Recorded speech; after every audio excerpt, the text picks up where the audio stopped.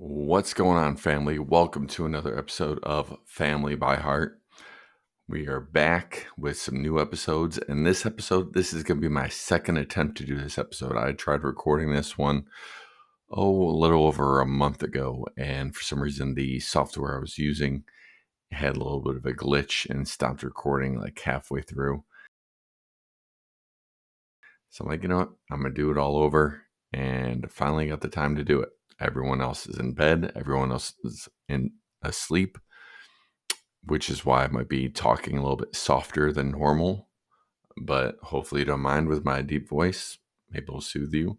But hopefully you find value in this episode, because I have some awesome points from an experience that I took under a challenge that I completed way back in July.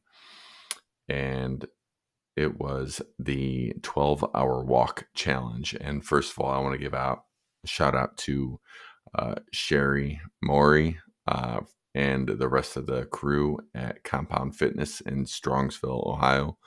Sherry was the first one to read the book, The 12-Hour Walk by Colin O'Brady. And she undertook the challenge, as well as another challenge she just recently completed, which was just amazing. And I'm looking forward to having Sherry on the podcast very soon in the future. But she did the 12-hour walk challenge, and I'll tell you what that is in just a little bit. And then other people from Compound Fitness, which is a gym that I used to work at, and now it's run under new management, and just doing amazing things in Strongsville, Ohio. And love still keeping tabs on everyone there. Amazing clientele, amazing community. And that's what I love what Paris and Amanda are doing there, is really building a community at Compound Fitness. But Sherry was the first one to do the 12-hour walk challenge. And then a few other people from the gym also did the challenge. And I'm like, you know what? I'm going to check out the book. I did. I loved it. As I was like halfway through the book, I'm like, I got to do it. I got to do it. So cleared a day with my wife to do the challenge, and to make sure that I was undisturbed. And because obviously, as you could tell by the name, it's 12 hours. So that's a whole day of me without the kids. So to give you the premise of what the 12-hour challenge is, I don't want to give anything away, but to kind of quickly go over what the 12-hour challenge story is all about. Colin O'Brady is an incredible individual who has taken on a bunch of different challenges throughout the world, competing in just kind of grueling competitions and setting records.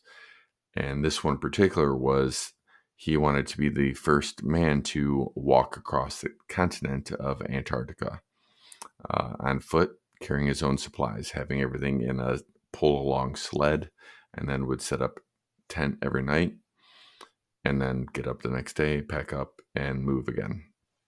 Well, him and another gentleman from, I believe, the UK were taking on this challenge at the same time, starting the same day, same time, but a mile apart, so they wouldn't interfere with each other. And they both started, and Colin could see in the distance that the other gentleman had started and was moving along, and Colin was struggling to pull his sled because of all the supplies they had to have on there, because it was going to be like nearly a 2-month expedition that he was going to be on, and he had to have all the supplies for those 2 months. And he was struggling to move. So right away, getting a little bit disheartened. Then he started moving. A few days into it, and each night when he would set up camp, he had a satellite phone. He would call his wife, check in with her, let her know that he did good, he's surviving the day. And this particular night, he was telling her, sweetie, I think I made a mistake. I don't know if I'm going to be able to do this challenge. I don't think I could catch this guy. I don't know I could even keep going myself. I can't do much more than the 10 hours I'm already going. And she just gave him words of encouragement, and he still went to bed feeling defeated that night. Well, the next morning he woke up and happened to be a particularly clear morning. And since Antarctica is relatively flat, he was able to see that he wasn't that far behind the gentleman from the UK.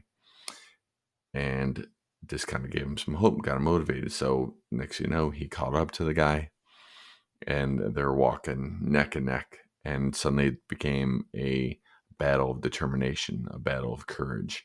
And who is going to give up first? Who's going to set up camp first? And after hours and hours of going, finally the gentleman from the UK stopped, set up camp. And just when Colin was like, all right, I'm going to set up camp too, he gave in. He realized, wait, if I set up camp too, we're going to do the same thing tomorrow. So he decided to keep going and ended up going another 2 hours, meaning he walked 12 hours that day, and overcame a limiting self-belief that he couldn't go any more than the 10 hours he was already going each day. And the rest of the journey, he went 12 hours every day and became the first man to walk across the continent of Antarctica, pulling his own supplies. Fast forward to COVID, he, like a lot of people, recluse themselves from everyone else when COVID really hit hard, which also meant that a lot of the challenges and records he was trying to break were canceled.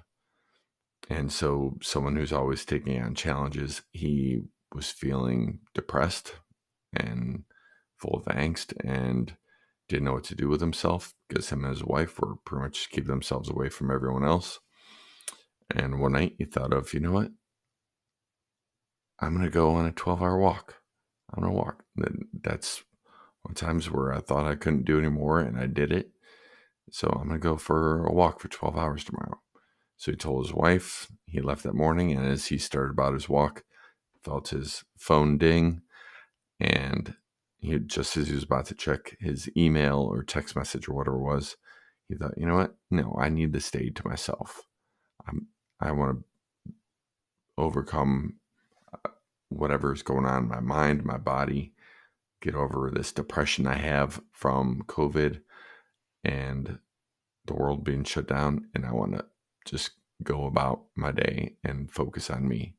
So he put his phone in airplane mode and he walked for 12 hours that day without talking to very many people at all, hardly anybody, and just spent the time in reflection and meditation and prayer. And he said it was one of the most powerful days he ever had, and therefore created the 12-hour walk challenge, wrote a book about it. And there's a lot of other amazing stories within the book. So definitely check out the 12-hour walk by Colin O'Brady. But that's the premise of it. So then the challenge itself is you are to walk by yourself, no cell phone, no podcast, no music, limited interaction with other people, no taking another person with you to talk. It's time to be in reflection and prayer and meditation, be in your own thoughts, reflect on where you've been, where you're at, where you want to be, and to be gone for 12 hours that day. And I had the advantage of having a few people walk before me and hearing their experiences. So I kind of had some expectations for myself. But I pretty much set out for July 1st, which was 6 days before my birthday, before I turned 42. And I thought, it'd be a pretty cool way to end my 41st year is do a challenge like this and head into 42. And I thought, you know what? I could probably do 42 miles. I could do that. So some supplies I took, I made sure I had plenty of had fruit snacks, some trail mix, granola bars, protein bars, plenty of water, sunscreen, hat, poncho for rain, all kinds of stuff. And it was actually supposed to be quite a bit of storms that day. But I was going to be determined to do it. And So as I'm preparing for the day of July 1st, June 30th, that evening going into July 1st was not kind to me. Our dog, Eva, is deathly afraid of thunderstorms. And it was supposed to thunderstorm all night. And what we found, we've had her on CBD oil recently. We discovered it pretty much towards the end of summer last year, and it was a godsend this year. And we used to have to get in the bathtub with her. If you've seen any of my social media, you'll have seen pictures at one point or another, me in the bathtub or my wife in the bathtub with the dog. But I was able to find out with the CBD oil that I was able to set her up with her blankets and some pillows in the bathtub. And I was able to take her couch cushions off the couch, put them in the hallway just outside the bathroom, and lay on the floor out there. So it's definitely a lot more comfortable than a bathtub. But still, storms were a little rough and had me awake for a lot longer than I wanted to be. The night before, I was going to be gone 12 hours. And then the next morning, knowing that not only was I up, but my wife was up for a while, and knowing that with her needing to watch the kids and have the kids kind of one-on-one for most of the day, that she was going to need a coffee. And so between the storms and then her needing coffee, well, the storms, me being up later and wanting to sleep in a little bit longer, and then her needing coffee, my projected 7:30 start time ended up being like 9 o'clock in the morning. So a little bit later start to the morning than I wanted. And then knowing that rain was going to be coming as well. But I kissed my kids and my wife goodbye and told them I was going to be out for a walk and be gone most of the day, and for the boys to listen to mom. And I set out on my 12-hour walk. And the first thing I did, first 30 minutes, I spent pretty much in prayer, talking to God, saying, let me get out of this what you want me to have out of this. Open my mind, open my ears, open my heart to what you want me to get out of this, God. And then also making requests of things that I knew I needed to improve upon. Patience with my kids, because they're kids. Patience and trust and just communication with my wife, and just knowing that there were some things that I really needed to focus on, and just give me the time, give me the focus to reflect on those things and know that I can improve. Also, resilience, that there's days where it's tough with the kids, where maybe I'm one-on-one with them and they're having their meltdowns and they're exhausting me and I'm exhausting them, or I'm not giving them the answers they want to hear. And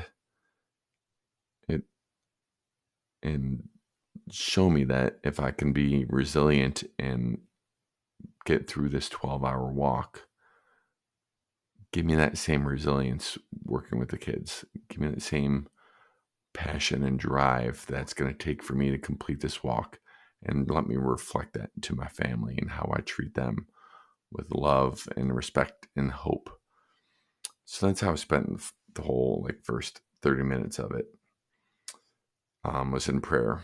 And I was walking along some pretty busy streets, so the prayer was maybe a little distracted, but again, I was pretty focused. And then I got to a neighborhood that my parents lived in when they moved out of the house I grew up in. And it was really quiet there. And I kind of enjoyed that quiet. It was a little quieter than I expected it to be after being in prayer for so long. I don't know, I expected to hear God's voice in my ears telling me oh, well, this is what you gotta do, especially within the first hour. But it was quiet. And I enjoyed that quiet. and seeing, some different animals, seeing some birds that I probably normally don't take the time to look at.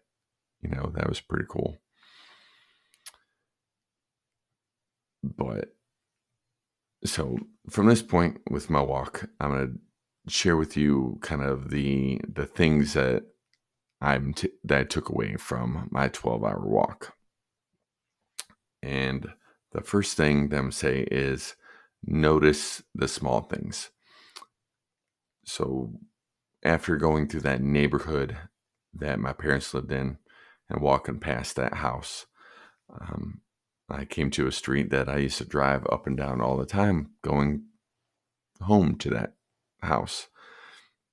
And the street was a lot longer than I remembered it being when I would drive, mainly because I know I would kind of speed down that street, go a little bit faster than I was probably supposed to. But when you're walking, it's a lot longer of a road. But I started noticing things that I really did not take the time to notice before. And even over the past couple of years, I've still driven down that road and I haven't noticed certain things. Notice small things like decorations on some houses or houses that have been, resided or repainted.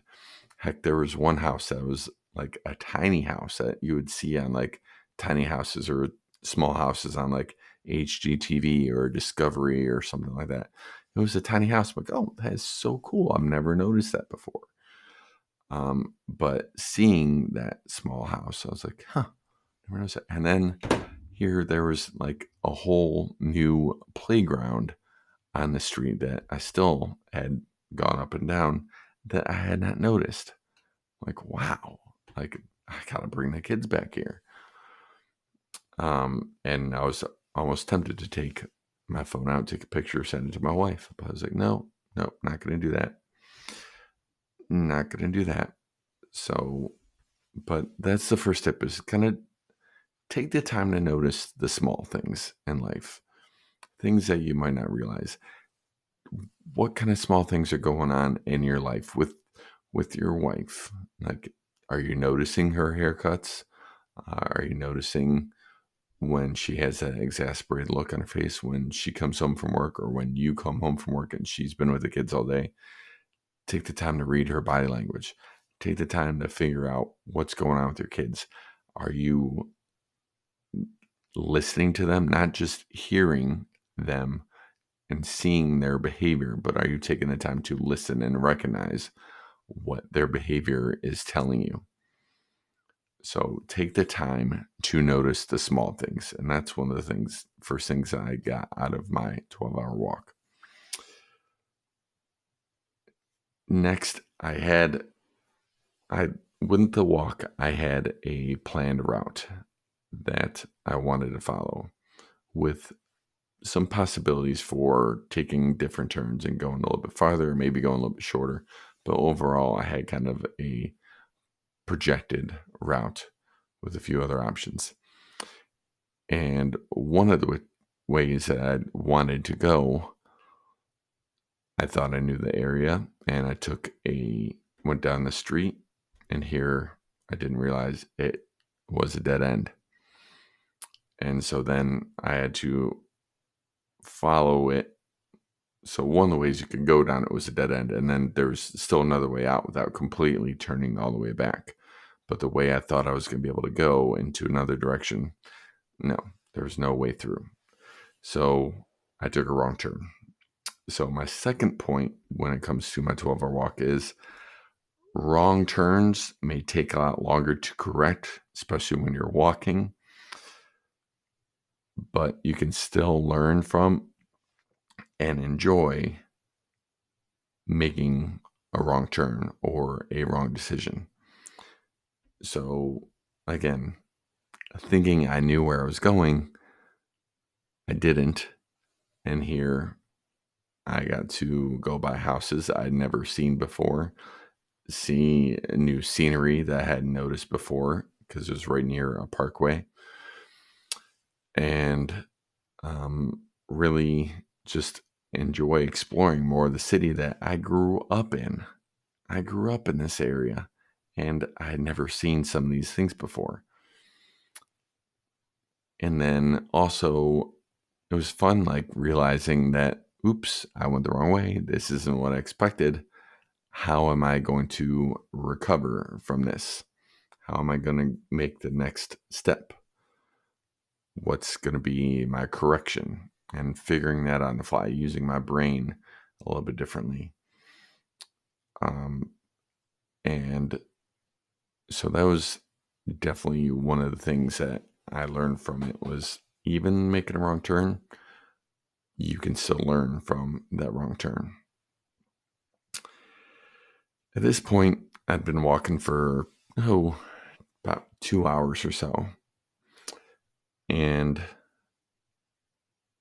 decided to take a break. I stopped at a nearby cemetery and thought, let me sit here, see if I get, any kind of wisdom from the dead, wisdom from the people of the past, and sat and had a little break by a fountain and changed my shoe insoles for the first time.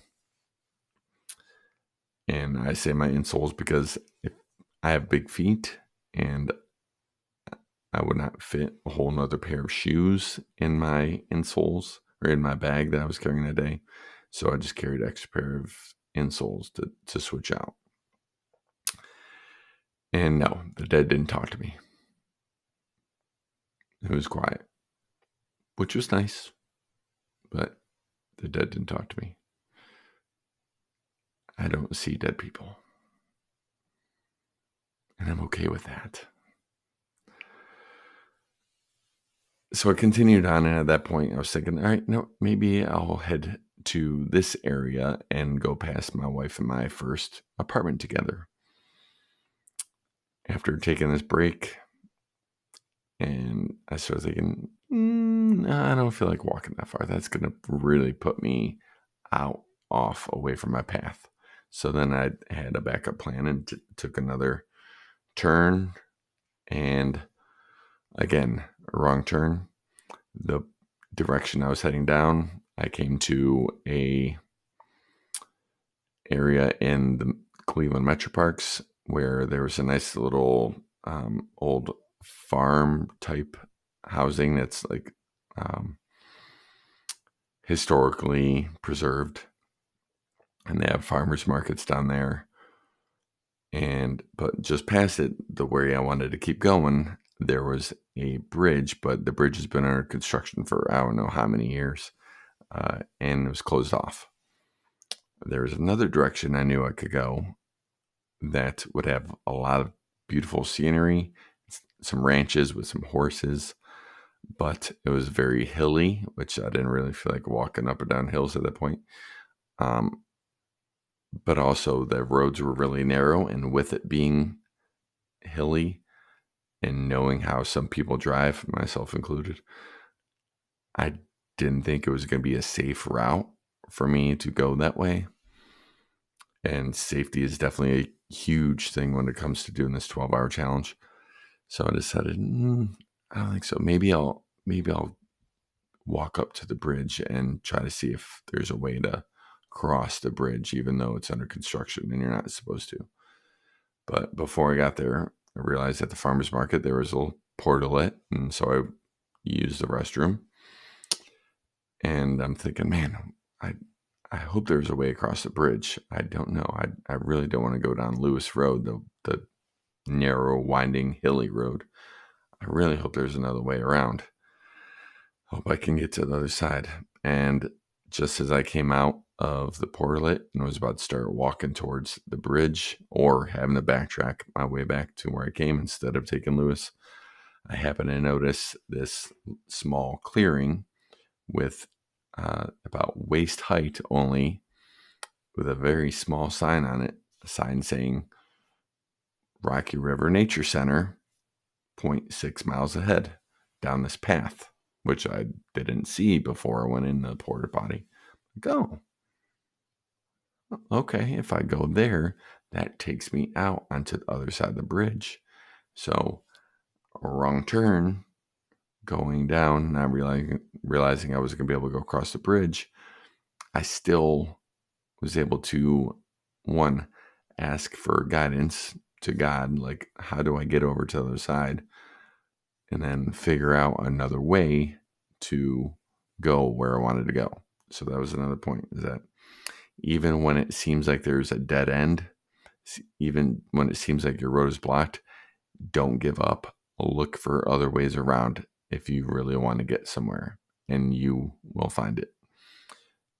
So I took the path. Somehow later on, as I'm walking this path that originally said 0.6 miles away, the next sign said 0.8 miles away. So I don't know how I went backwards, but I made it to the Rocky River Nature Center, and I made it there just as the first set of storms were rolling in.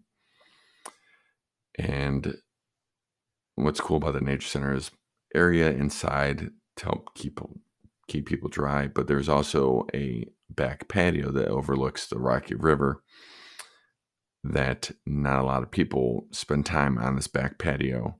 And there's some benches that are underneath the overhang. And so that's where I went and sat and kept to myself. So I obeyed the rules there and was able to sit and just have another snack, some drink, replenish myself, watch the rain, and wait for it to kind of die down a little bit before I continued on my journey. So that was a nice break there at the Rock River Nature Center. Then I continued on my journey and started heading in the direction of where I would come out on the other side of that closed bridge and start heading back into the Berea, my hometown, where I grew up and where I currently lived. But it was going to be a long walk through the parkway. And even though it looked like everything had cleared as I'm walking, probably not even 3/4 of a mile later, suddenly the thunderheads rolled in again. And it started raining really hard again. And while I could have kept walking, I was already wet from it raining before and wet from sweating so bad and everything. And I had my poncho. I decided it was raining a little bit too hard in the moment for me to walk comfortably. So I quick stopped underneath a gazebo or pavilion, whatever you want to call it, and waited for the rain to dissipate a little bit.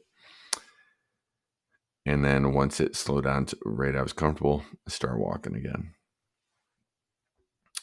And as I continued on my walk, at this point, I was probably about halfway through the walk. I was approaching the halfway point, approaching 6 hours. And I was getting tired. My feet were starting to hurt, like really bad.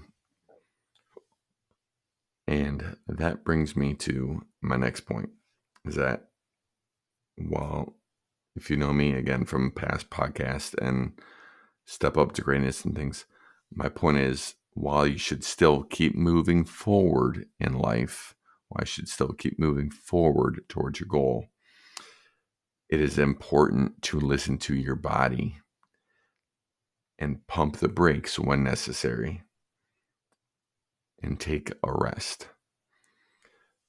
So, about the only time I really broke the rules as far as not having your phone on, I took it off airplane mode and I used it to order myself a iced coffee and a wrap from Dunkin' Donuts.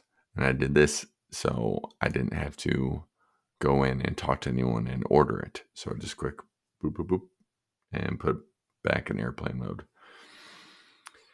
And it was when I got to Dunkin' and I grabbed my food and I was sitting in the lobby and took off my wet shoes. And I took, again, my goal was 42 miles.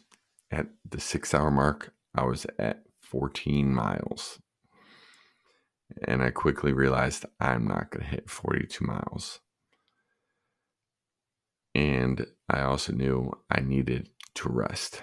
I needed to stop. My feet were hurting, but I did not want to give up. So after I ate my food, I spent a good amount of time there outside Dunkin' with my shoes off, rubbing my feet, just massaging the pads of my feet, really getting any of the knots I had developed in the bottom of my feet, just rubbing them out. And it was parts of it really hurt, but then it was also starting to feel better. And I didn't want to stop. I didn't want to be there as long as I was. I was there probably for 30 to 40 minutes. But, and Colin tells you in the book too, like, even if you can't walk that far, if you're walking and stopping for 30 minutes and walking and stopping for 30 minutes, as long as you're spending time in reflection, that's okay. So after about 30, 40 minutes, I put my socks and shoes back on. And then I walked to a nearby playground, which is my boy's favorite playground to go to. And I spent some time there, again, resting a little bit longer. But it was great rest time because being somewhere that I knew my children loved and loved being with me and where we have tons of pictures and memories from, I was able to think about them, why I was doing the walk, reflecting back to what I had asked God to give me on this walk, the determination, the patience, the resilience, make sure that the kids are a priority for me. And I was able to sit there and reflect on that and rub my feet some more. That's one thing I wish I had on the walk, is someone to rub my feet, even though you're supposed to be on your own. But I rubbed my feet some more, and I spent probably another 20, 30 minutes just resting, sitting in different parts of the playground that the kids were like to spend the most time, and just knowing there's times where I'm there cuddling with them. And it was pretty powerful to recover. From there, I doubled up my insoles. So I went with two sets of insoles, doubled them up, and just felt rejuvenated from being where I know there's so much love and memories with the kids. And it was awesome. And so from there, suddenly I had this second wind, and I was ready to go about the rest of the walk. So at that point, it's probably 7 hours into the walk. And from there, the rest of the walk, I spent walking down memory lane. And that brings me to the next point, is that you should only revisit your past if it brings you pleasant memories or shows you how far you've come. So where I was at in Berea, I started walking towards, this part is where probably the most powerful part of my walk. I walked to the house that my grandparents lived in while I was growing up. And as I was walking towards their house, as I was approaching the house, I started talking to them like they were listening to me. And then I stopped and stood outside the house and was talking to them. And I was getting a little tearful, getting a little emotional as I'm talking to my grandparents. And next thing I know, 2 adult bunnies hop out from one of the bushes just in front of the house, like right next to the garage. They hop out and sit in the middle of the yard and just look at me. They're just staring at me. They're just listening to me talk. And I'm just, as I'm talking, like a smiles, I'm going from being a little weepy to just kind of smiling. I'm like, are you kidding me? Are you kidding me? And then I finished talking to them. Next thing you know, those two rabbits, they hop away, but then instead of going into another yard, they turn and go to the back of the house. So it wasn't a mama bunny and some baby bunnies. It wasn't, it was two adult bunnies. To me, that was my grandpa and grandma saying hello and listening to me and letting me know that they were there with me on that walk. And then, like I said, from there, I just walked down memory lane and I just walked through neighborhoods and past houses of where I spent a lot of time growing up, friends' houses or where friends used to live, and just remembering flag football or tackle football, touch football, basketball games, pickup games, pretending to be superheroes, crushes that I had, where ex-girlfriends lived, just different parts of my walk. I just was going down memory lane. And I was taking the time to remember the good things, the memories that were just, I hadn't thought about in years. And it was so much fun revisiting those times. And then also, like I said, only revisit the past if you're remembering the good times or realizing how far you come. And I realized some of the relationships I had been in, friendships and romantic relationships, they were nothing compared to what I got now with the friends and family and my wife, what I have now. And so it's just awesome seeing how far I've come. And just kind of continued on my walk. And I just walked through Berea and through those different neighborhoods. And as the end of my walk came near, was my last point, I got back to our neighborhood with about 5 minutes till my 12-hour walk was over. And I could have just gone right home and finished a couple minutes early and no one would have known. But I wanted to prove something to myself that I could do the full 12-hour walk. So I walked around the back street behind ours. But the feeling I had as I was approaching my house, just as that clock was ticking down, 51, 52, 53, 54, and then seeing in the window my wife sitting on the floor with the kids, and them just smiling at me as I approached the house, 57, 58, 59, 60, and then just seeing them there waiting for me. Final point is there's no place like home. Your home should be the place where you're happy to be at the end of the day. It should be your safety net, should be your refuge, should be your shelter, should be a cherished space to spend with your family. And anyone that comes in your house should feel welcome, should feel loved, should feel positive energy there. There's no place like home. And I knew it even more when I walked in that door and got a huge hug and kiss from my wife, and the boys were clinging to my exhausted legs, my aching legs. But there is no place like home. It was an awesome experience. I didn't get 42 miles.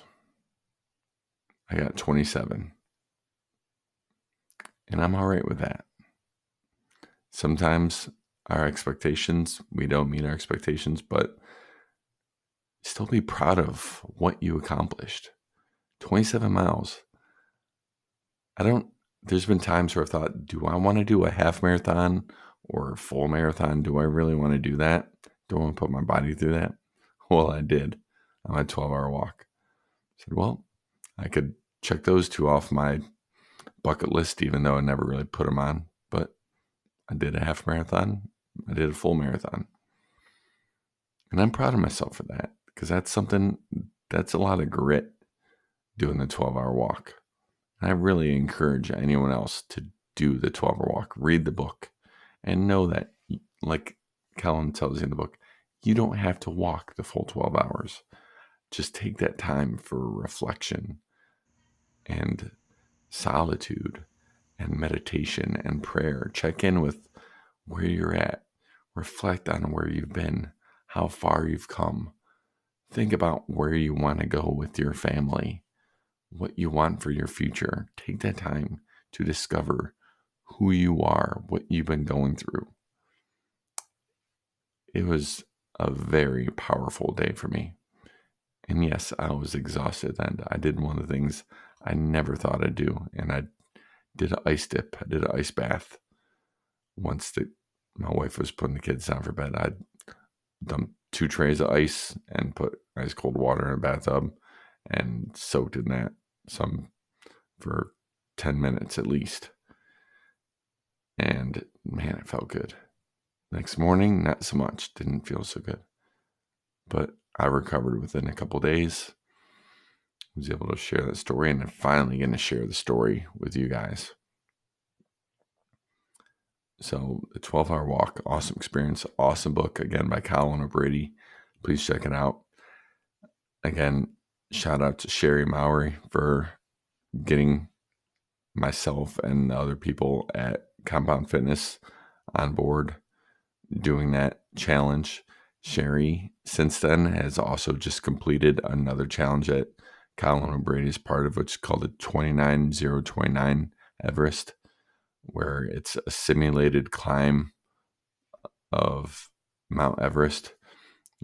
Since Mount Everest is very dangerous for people to climb up, what they do is they actually go to different mountains and figure out how many times you would have to climb the mountain, and then you take a gondola back down and then go back up.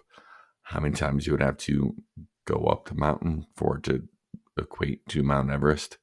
And Sherry completed that in Canada about 2 weeks ago. And she plans on doing it again. And her and I have briefly talked about having her on for a podcast, so I'm looking forward to that. The other thing, just received the email from Colin O'Brady about the 12-hour walk. And apparently there's a World 12-Hour Walk Day, January 6th, 2024. Not sure that I'm going to sign up, because January 6th in Northeast Ohio could be a blustering cold, freezing cold day, or who knows, it's Ohio. It might be 50 degrees that day. But haven't decided quite yet, but it's pretty cool to know that even though you'd be doing the walk on your own as you're supposed to, that there could be hundreds of thousands of other people doing the 12-hour walk the same day and same time as you. So pretty cool to think about. So definitely check out the book and think about signing up for the challenge yourself. And that was my experience with my 12-hour walk. So thank you for taking the time to listen. I've been wanting to get this episode out for a while. I hope you enjoyed my experience. I would love to hear about your experience. If you have any questions about the 12-hour walk, book, or challenge, please feel free to reach out to me. I would love to hear about your experience, or if it's something you're wanting to do. Are there other challenges out there that I should look into and do? The Everest challenge just might be on my list. That might have made my bucket list ever seeing Sherry complete it. She's inspirational, so I can't wait to do it. So my guess is if I get her on the podcast, she's going to convince me to do it in the future with her. So other than that, here we are. We're getting the season going. We're getting the podcast going again. Next week, have an awesome interview that I'm going to be excited to release with you. It's with a guy, Shannon Carpenter, who wrote a book, The Ultimate Stay-at-Home Dad. is on a podcast with 4 other dads, stay-at-home dads, called the Dad House Pod. And I had a great conversation with him. Can't wait for you to hear that podcast. And looking for more guests, more stories, more opportunities to share with you guys. So thanks for listening now. Definitely come back, and we'll talk to you again in the future. And remember, it doesn't matter what type of family you come from, what your background is, what your ideas of family look like. We're born into our names, but we become family by heart. Till next time.